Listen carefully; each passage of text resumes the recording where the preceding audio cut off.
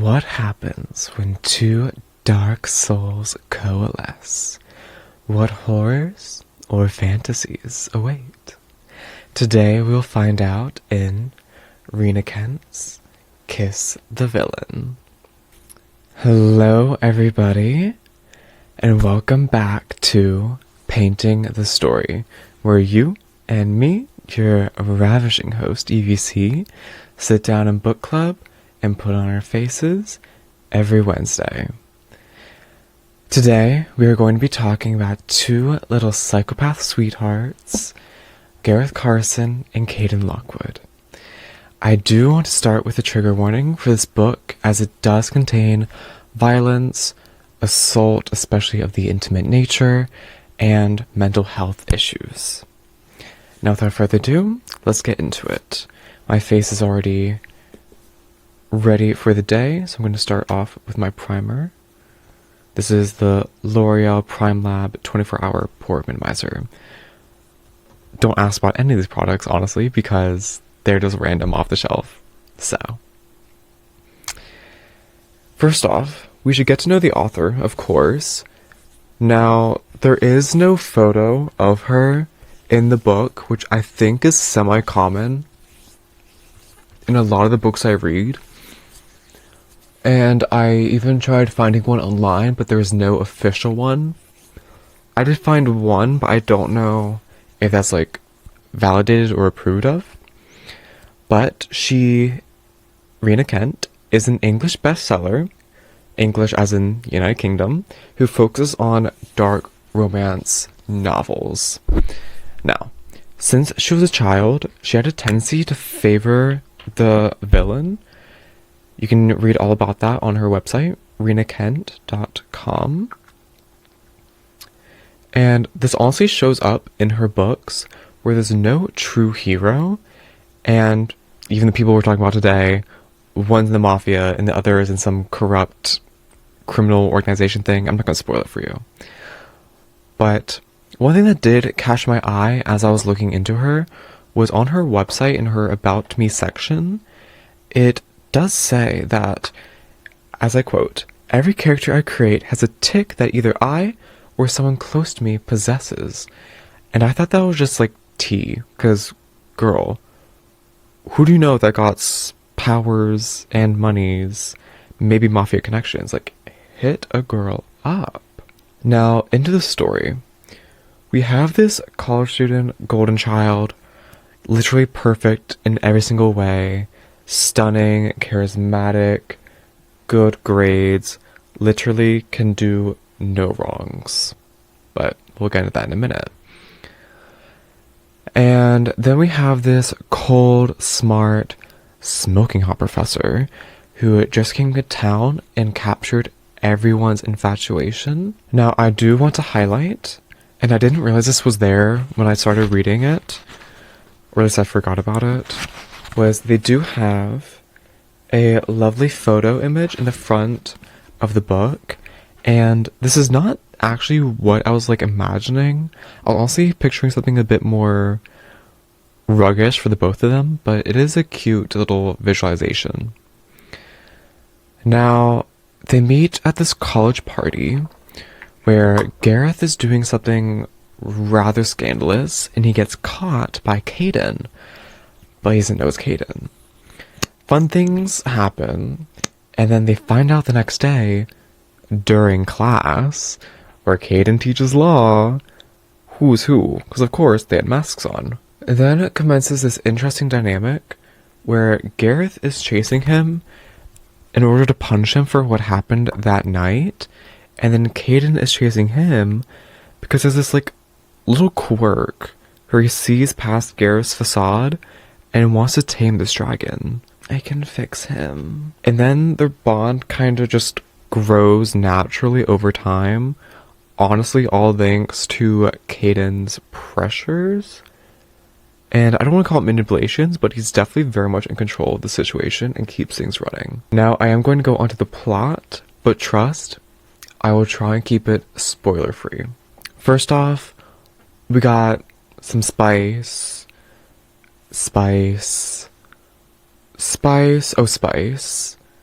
spice there, spice here, spice.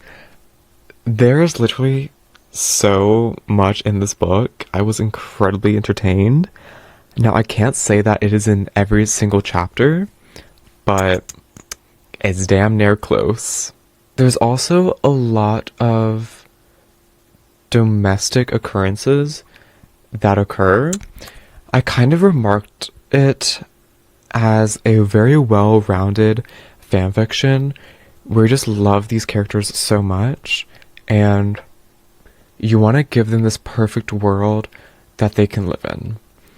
And what I really did enjoy is the fact that there literally is like a happily ever after situation for these characters, which, at least for my state of mind, I thought was very beneficial. Then, throughout the story, they have their ups, they have their downs, sadness, joys, they get a cat, they live together, they do stuff together, hobbies, they get to know each other, all the good stuff, honestly. Towards the end, there is a lot happening, and I do think that is where the majority of the plot occurs, but I don't think that subtracts from all the plot that we do get towards the beginning, because it does kind of flesh out the world, flesh out the characters, flesh out the story. I do think it's a very critical piece. Now, into the review. Sadly, this is the era, as you can see, where I was debating whether or not I should be doing my tabbies, because I was like, is it wasteful? Do I really want to commit to this? And then sometimes when you run out of tabbies, it's like trying to swap over and get all the right ones, all the right colors. So I did wind up removing them in this era, which I very much regret. So it's a little harder to see what I'm actually like out here grading for. But regardless, I still feel like I have a very strong grasp of the story, and I'm going to be able to review it accordingly. First off, this is a spicy book, so it's very important that we rate that spice. And 10 out of 10.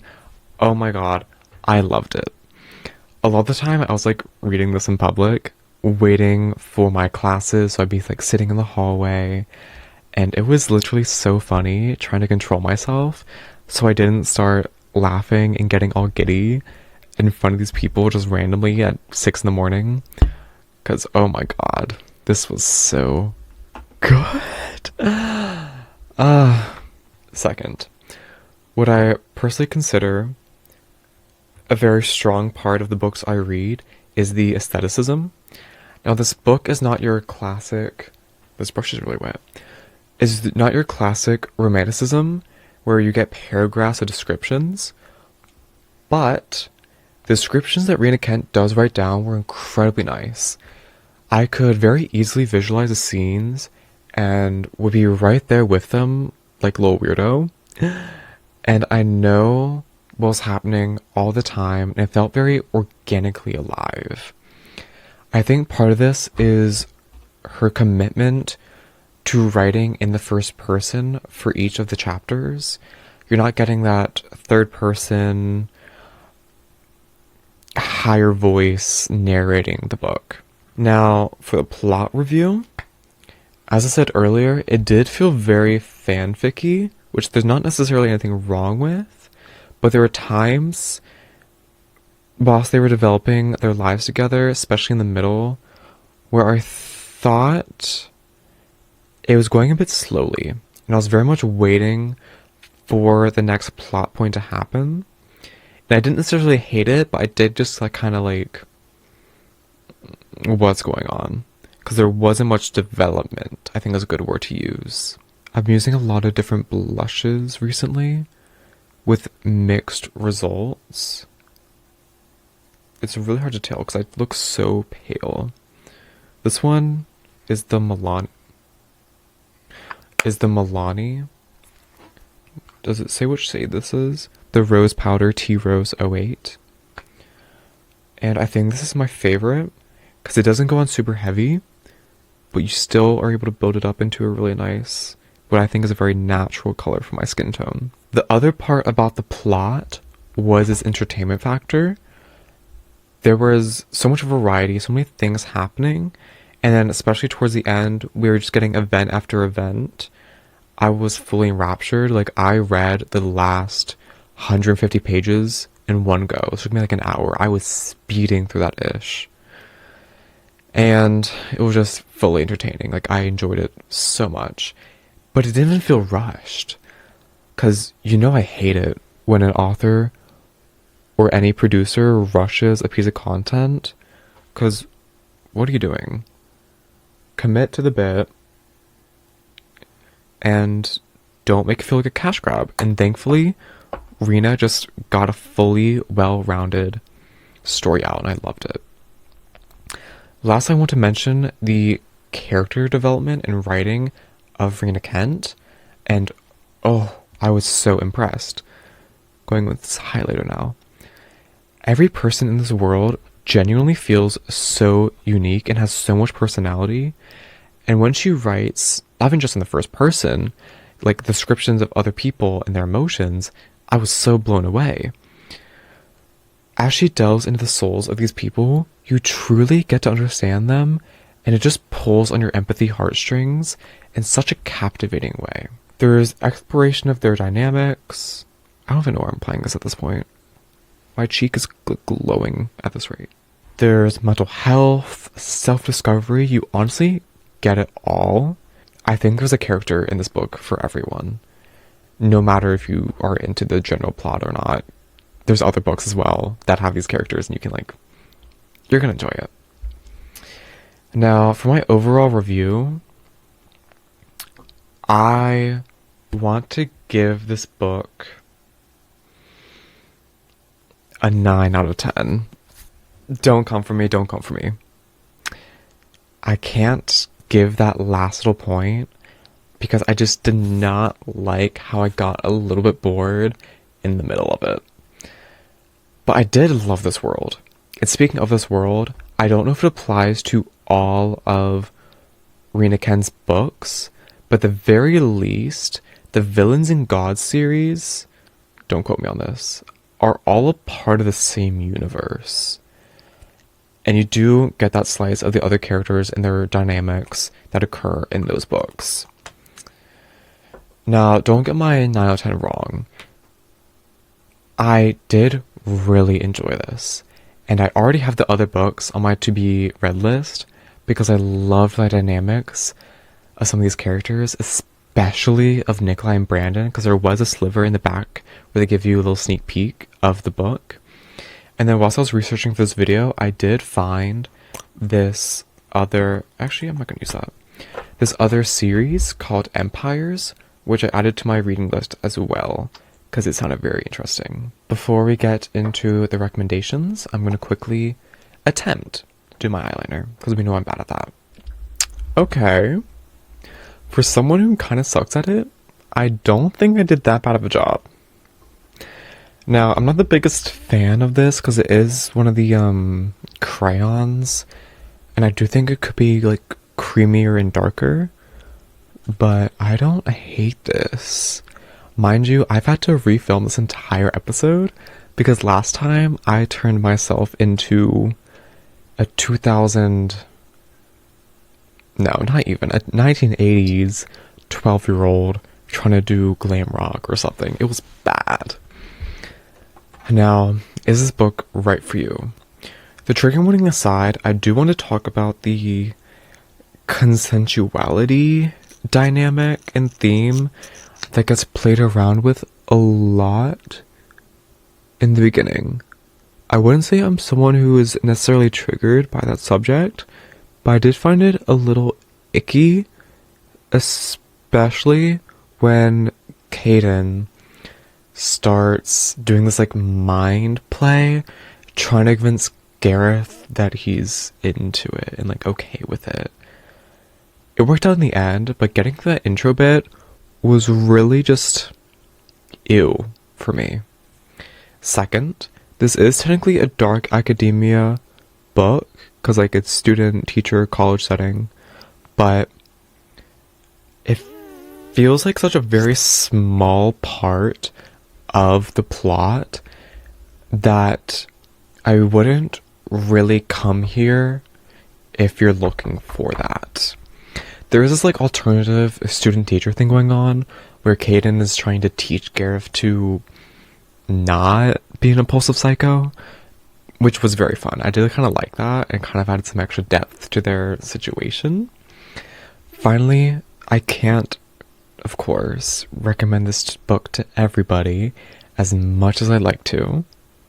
But if you're looking for a modern, young adult, fun, dark romance to read, then I really think this is a good book for you. And this book was recommended to me, and I loved it. And I will recommend it to all of my friends because I did really like it. And then lastly, just to kind of finish off this look that I'm doing, I'm going to take some of this golden creamy color and I'm just gonna dazzle it on my lid. Just a little light soaking. And I'm also gonna get a bit more because I kind of want to emulate and capture that golden boy, golden retriever vibe that Gareth is going on. And if this series takes off, I might actually consider like getting, ooh, that's actually so pretty. You can't really see it on camera, I'm so sorry. I might consider getting more products because I don't have a lot of makeup items, but I would consider getting more products that we can do designated looks for each of the books that we do. I think that'd be very fun. But that requires y'all to love me. And I just smudged that so bad with a brush. So make sure to like and subscribe. And I'm gonna say, voila! With my finished look and finished review, I want to thank you all for joining me today. Please let me know down below in the comments your own thoughts on this book, if I persuade you to try it for yourself, books you want to see next, or anything at all. I will love to read all of your comments. I do have my links on my bio if you want some more of me. I'm a model and content creator doing all sorts of things on all sorts of platforms. Thank you again, and I'll see you Wednesday. Marshall Lee.